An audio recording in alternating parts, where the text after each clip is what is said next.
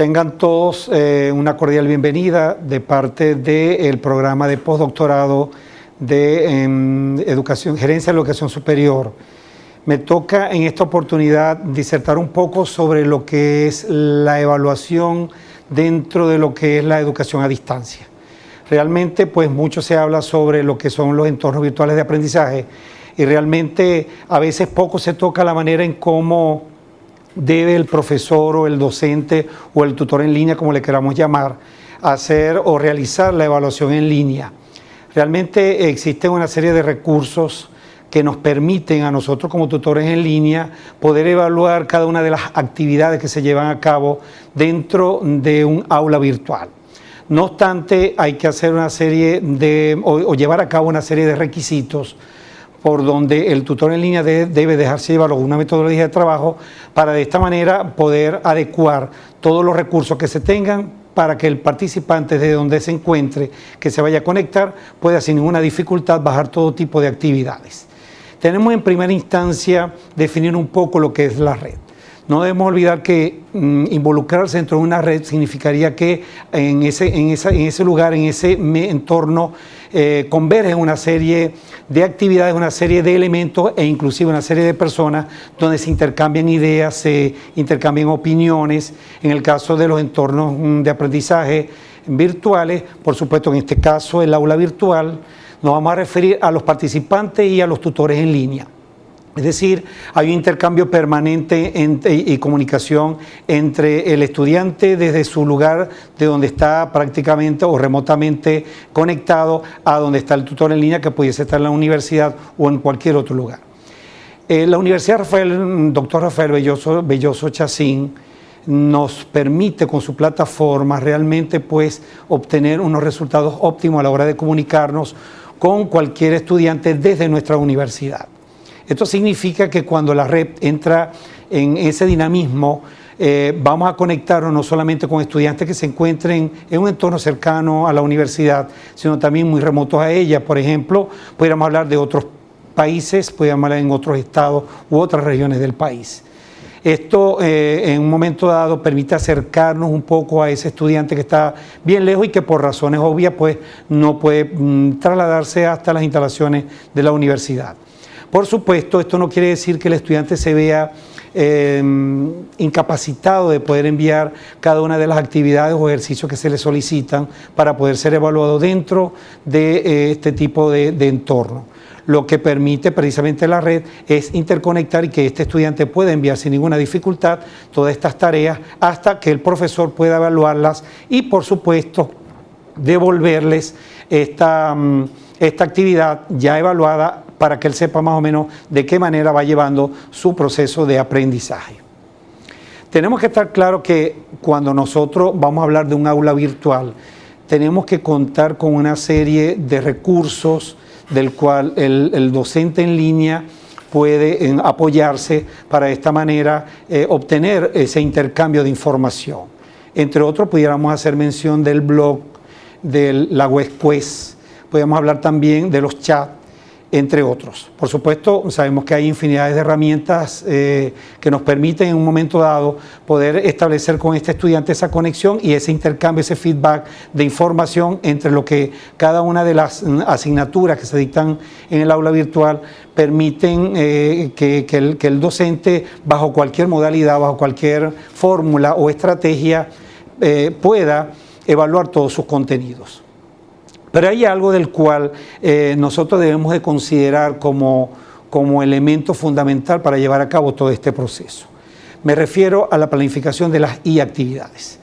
Todo docente, cuando se encuentra en este tipo de aulas o en este tipo de mecanismo de evaluación o mecanismo de trabajo, sabemos que debe planificar ciertas actividades académicas donde no solamente él vaya a evaluar cada uno de los contenidos que tienen cada una de las asignaturas, sino también tiene que buscar los recursos instruccionales adecuados para que de esta manera pues se pueda obtener ese beneficio en el aprendizaje.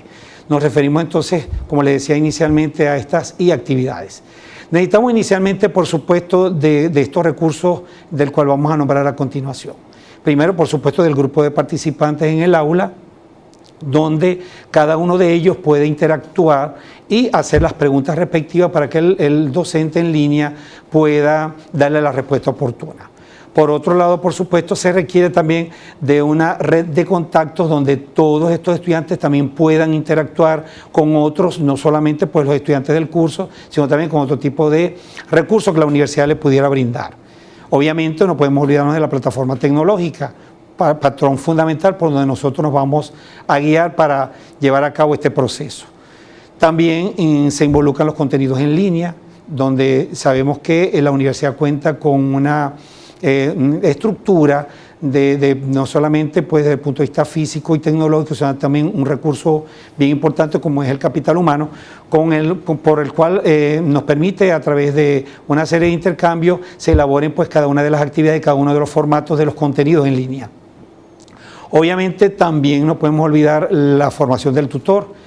Es sumamente importante que el tutor tenga las competencias requeridas para poder estar dictando un material a distancia. ¿Por qué? Bueno, porque una persona que no conozca la manera o la metodología de trabajo de un aula virtual podrá tener ciertas dificultades a la hora de ver un refrescamiento de pantalla, a la hora de poder responderle a un participante individual, a la hora de poder armar cualquier tipo de discusión interactiva dentro de la plataforma. Y por supuesto no podemos olvidar dentro de todo esto la permanente retroalimentación y seguimiento que se le tiene que dar al estudiante, porque de esta manera pues no solamente se obtiene los beneficios que se deben adquirir en este tipo de estudios, sino también el profesor puede llevar a cabo todo un proceso de evaluación tanto de él como de los participantes. También tenemos que considerar también las herramientas que vamos a encontrar dentro de lo que es el aula virtual.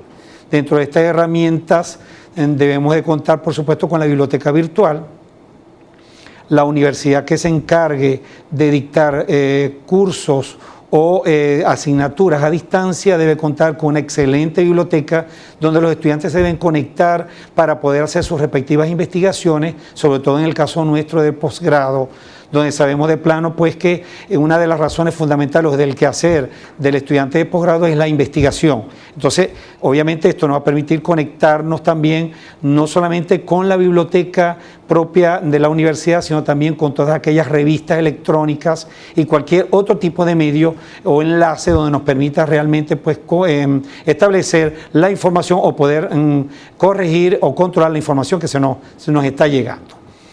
También tenemos que contar, tenemos que señalar que cuando estamos inmersos dentro de un aula virtual, se realiza una serie de consultas ubicuas. Eso significa de que estamos en ese momento pues en un lugar específico y se está enviando cualquier cantidad de información. Es por aquello de que en la educación virtual también tenemos pues actividades que se pueden realizar post a la misma, al chat o a cualquier otro tipo de actividades per se, pero que debemos saber que hay momentos en que hay un contacto ubicuo permanente con el docente. Por supuesto, también nos referimos a estas actividades asíncronas, del cual ya se ha hecho mención en otras oportunidades. Tenemos que contar con establecer una competencia del estudiante en línea, donde éste debe saber que, por supuesto, se da un aprendizaje de carácter autónomo. Es decir, el estudiante tiene o cuenta con todas las herramientas para que él pueda prácticamente cumplir una función de autodidacta. El docente o el tutor en línea está cumpliendo una misión específicamente de apoyo, no pensando de que el profesor va a dictar una cátedra a distancia como si se dictara de manera presencial, que es el error de la mayoría de los estudiantes que prácticamente participan en este tipo de eventos. No debemos olvidar que no es lo mismo establecer una clase presencial que una clase a distancia. Y también a veces algunos docentes cometemos los errores de que trasladamos una clase presencial y la proyectamos como si realmente pudiéramos hacerlo de la misma manera a distancia. Es decir, esas clases magistrales que normalmente hacemos cuando estamos en un aula común y corriente. Debemos recordar que el estudiante a distancia puede estar en cualquier lugar del planeta. pudiéramos hablar de que pudiera estar en otro país donde la hora precisamente no es una hora ubicua o no es una hora que coincide con la hora con que se está dictando el taller, y el estudiante a distancia puede en tiempo real o en tiempo posterior a obtener la información y la clase como si realmente estuviera ocurriendo tal cual en el momento de que se esté sucediendo dentro de esa aula de clase.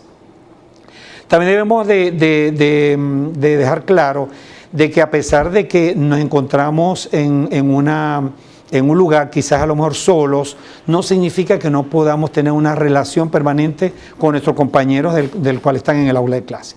El aula virtual permite también este tipo de actividad, la correlación entre cada uno de los participantes, así como con el docente. Es muy importante, dentro de todos los aspectos que hemos mencionado, definir ya a ciencia cierta lo que es el aula virtual. El aula virtual no es más que aquella que incorpora todo tipo de actividades no presenciales realmente a elementos virtuales producto del uso de las TICs. Esta